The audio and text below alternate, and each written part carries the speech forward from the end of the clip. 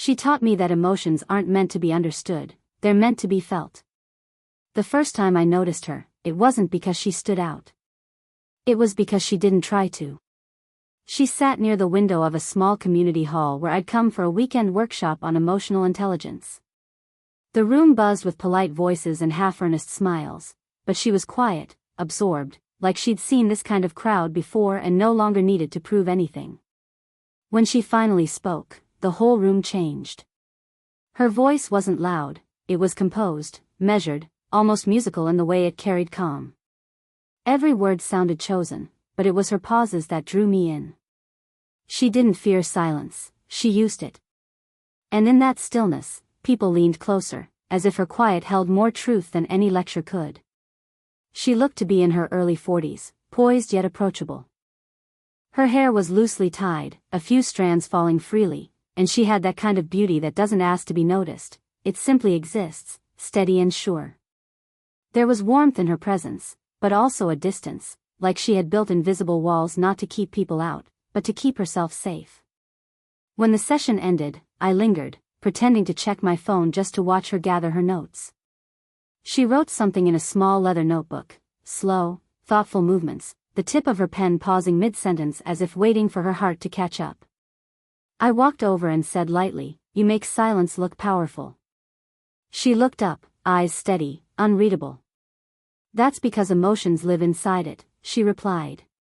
Her words hung between us, simple yet disarming.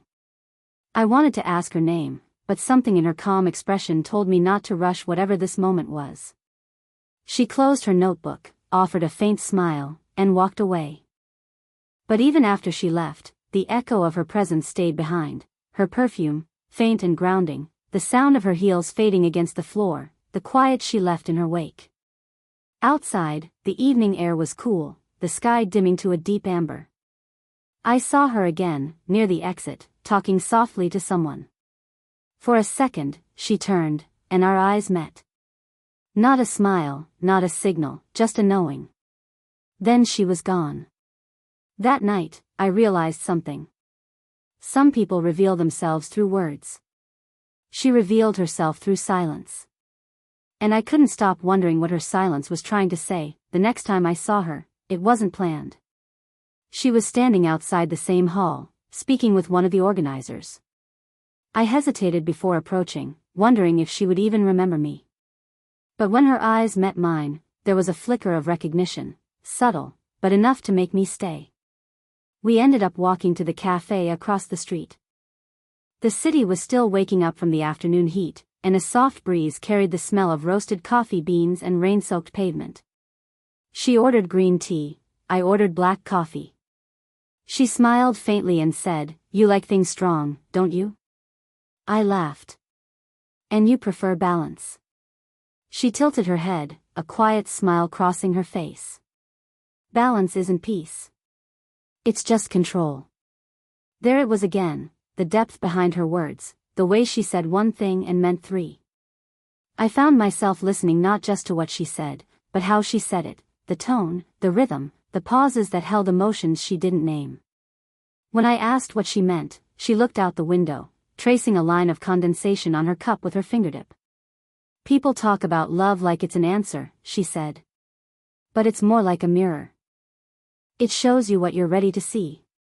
Her voice softened as she spoke, but her eyes stayed guarded, like she was revealing just enough for me to understand, but not enough for me to get too close.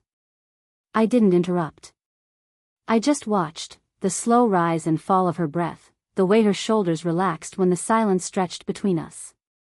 For the first time, I realized how much a person could say without words.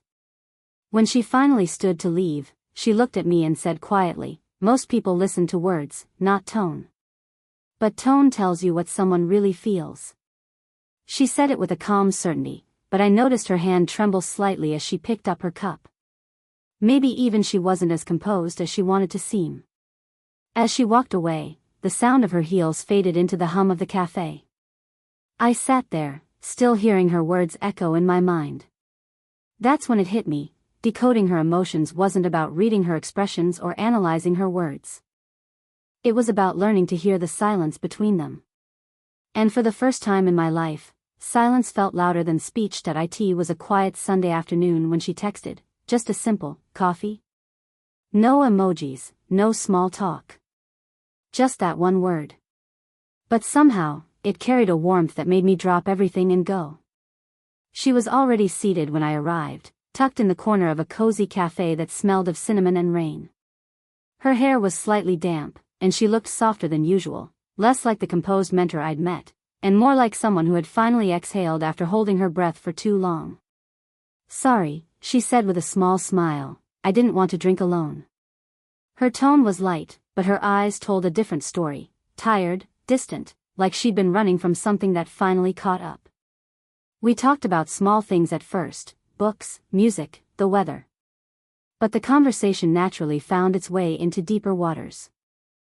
She mentioned her divorce, not in a dramatic way, just as a fact, a part of her life she no longer needed to hide. It wasn't about love disappearing, she said softly, tracing the rim of her cup. It was about two people losing the courage to be honest. Her words lingered. She didn't look at me as she spoke them. Instead, she stared at the window, watching raindrops chase each other down the glass. I wanted to reach across the table, to tell her she didn't have to carry that weight alone, but something stopped me. Maybe it was respect. Maybe it was fear. So I just listened. And for the first time, I saw her vulnerability not as weakness, but as grace. There was a kind of quiet strength in how she admitted her pain without asking for sympathy. Every pause between her words felt like an invitation to understand her without trying to fix her. At one point, she laughed softly. You're awfully quiet, she said. I smiled. I'm trying to hear what you're not saying. That made her stop. Her hand, resting near her cup, brushed lightly against mine as if by accident. She didn't move it right away, and neither did I. The air between us grew still, comfortably, intentionally still. In that silence, something unspoken passed between us. Trust, maybe. Recognition. When we finally stood to leave, she thanked me, not for the coffee, but for listening. That day, I realized that some emotions don't need to be understood. They just need to be witnessed. For a while, everything between us felt effortless. Conversations flowed naturally, silences didn't feel heavy, and she started to let small pieces of herself show, like sunlight slipping through half-closed blinds. But then, almost without warning, she changed. Her messages became shorter. Her replies took longer. When we met, her eyes held that same warmth, but it came wrapped in distance, like she was standing behind invisible glass. At first, I tried to ignore it. Told myself she was just busy. But deep down, I knew, this wasn't distraction. It was retreat. One evening, after a week of silence, I decided to stop by the art gallery where she volunteered. She was there, helping arrange a new exhibit. Her hair was pinned up, her sleeves rolled, her movements precise. When she saw me, she smiled, but it didn't reach her eyes. You disappeared, I said gently. She paused, adjusting a frame on the wall. I didn't disappear. I just needed quiet. There was no anger in her tone, just fatigue. I nodded, unsure what to say. For a while, we just stood there, side by side, staring at the paintings, each one a story of color, emotion, and hidden chaos. One piece caught her attention, a fractured portrait of a woman looking into a mirror, her reflection cracked but still whole.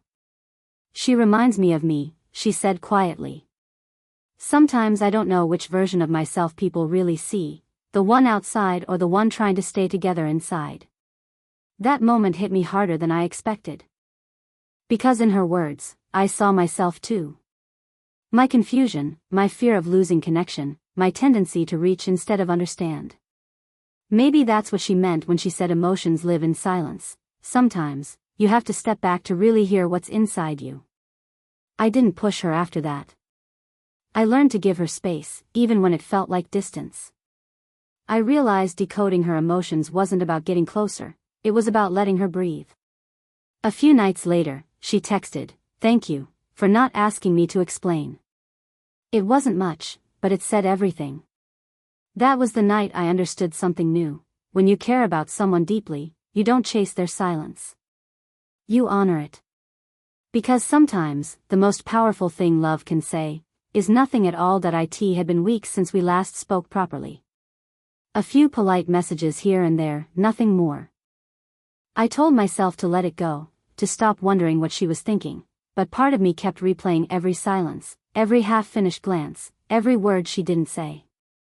Then one afternoon, I saw her again, by chance, or maybe not, inside a quiet bookstore tucked between two old cafes. She was standing in the poetry aisle, a worn paperback in her hands. For a moment, I just watched her, the way sunlight slipped through the window and caught the edges of her hair. She looked up and smiled. "You found me," she said softly. "I wasn't looking," I replied. "Maybe I just stopped trying not to." We both laughed, the kind of laughter that eases old tension but doesn't erase it. There was a stillness between us, but it wasn't uncomfortable anymore. It felt like standing at the edge of something fragile and familiar. We talked as we browsed through shelves, our fingers brushing the spines of books like memories we were too cautious to reopen. She picked one out, Rilke's Letters to a Young Poet. "Do you read him?" she asked. "Only when I'm trying to understand silence," I said. That made her pause. Her eyes softened, and she whispered, "I didn't think you'd understand my silence." I smiled faintly. I learned to listen to it. She didn't respond right away. She just stood there, eyes glistening, not from sadness, but from relief. Like something she'd kept buried was finally seen without judgment. We sat near the cafe corner of the store, sipping tea, saying little. Every once in a while, she'd glance at me, as if confirming I was still there. And I was, completely. At one point, she reached across the table, her fingers brushing mine as she moved her cup. It wasn't deliberate, but it didn't feel accidental either. The air thickened with quiet emotion. I could feel her pulse through her touch, steady, hesitant, real. We didn't need to fill that space with words. The silence between us had evolved. It wasn't distance anymore, it was connection. When she finally left, she turned at the door and said softly, "Maybe words aren't always meant to explain. Sometimes they just ruin what silence makes beautiful." I didn't chase her. I just nodded. Because she was right. Some moments speak for themselves. If you know how to listen, the night it all made sense wasn't planned. It had rained the entire evening, the kind of steady, thoughtful rain that makes the world feel slower. She had asked if I could walk her to her car after a late talk she gave at the same community center where we first met. As we stepped outside, the city lights blurred behind the mist. She pulled her coat tighter, her hair damp against her forehead, and for the first time, she looked unsure. Not composed or distant, just human, beautifully so. "I used to love the rain," she said quietly. "But somewhere along the way, I started hiding from it. Maybe because it reminds me of everything I tried to forget." I didn't ask what she meant. I just walked beside her, letting the sound of the rain fill the silence. Her hand brushed against mine once, then again, until finally, she didn't pull away. We reached her car, parked beneath a flickering streetlight. The rain had softened to a whisper. She stood there for a moment, keys in hand, staring at the ground as if searching for the right words, and then she looked at me. Her eyes weren't guarded anymore. They were open, raw, reflecting the light and something deeper, something that didn't need translation. "You didn't just decode me," she said softly. "You reminded me how to feel again." Her voice trembled slightly as she spoke, and that small crack in her composure felt more intimate than any confession could have been. I wanted to tell her that she'd done the same for me, that in trying to understand her, I'd ended up understanding myself. But I didn't speak. Instead, I just looked at her, letting the quiet between us say everything. A gust of wind pushed a strand of her hair across her face. Without thinking, I reached up and brushed it aside. She didn't move. Her gaze stayed locked on mine, eyes glistening from rain, or maybe from everything we hadn't said. Then she placed her hand gently on my chest.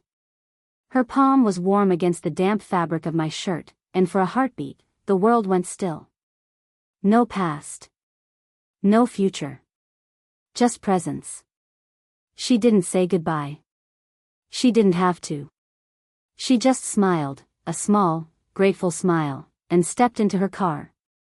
As the engine started and the lights faded into the rain, I realized something profound. Love doesn't always arrive with promises or plans. Sometimes, it just arrives with clarity. And that night, clarity felt a lot like peace. It had been a few weeks since that night in the rain. We hadn't talked much since, just a few short messages, light and unassuming. Yet, somehow, the silence between us no longer felt empty. It felt peaceful.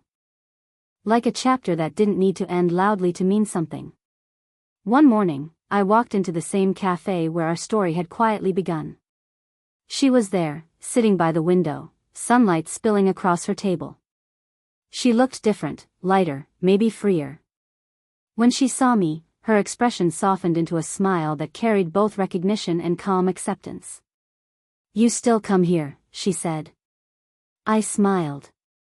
Some places feel like people. Hard to stay away. She laughed gently, and for a moment, everything felt effortless again. No tension, no confusion, just the quiet comfort of understanding. We talked about ordinary things, the weather, her new art project, a book I was reading. But beneath every word was a quiet current of something unspoken, gratitude. There was no need to revisit the past, no need to define what we were. We both knew that whatever existed between us had already done its work, it had changed us. She stirred her tea slowly, watching the light swirl in the cup. "You know," she said, "I used to think love had rules. That it followed a pattern, a clear beginning and end. But it's not a formula. It's a feeling that keeps teaching you, even when it's gone." I nodded, understanding her in a way I couldn't have months ago. "Maybe love isn't something to decode," I said. "Maybe it's something to listen to until it tells you who you are." She smiled again, soft, knowing. The kind of smile that says thank you without needing words. Outside, the world moved as always, cars passing, people rushing, but inside, time slowed. There was no urgency to hold on, no fear of losing what we had. Because somehow, we both knew we'd already found what mattered, the connection that lives in silence, trust, and unspoken understanding. When we finally stood to leave, she placed her hand on my arm. "You're going to make someone feel safe someday," she said quietly. "The way you let me." I wanted to tell her she already had, that her presence had become my blueprint for what real connection feels like. But instead, I simply nodded. As she walked away, I didn't feel loss. I felt clarity. Because love doesn't always need to stay to be real. Sometimes, it just needs to leave you changed.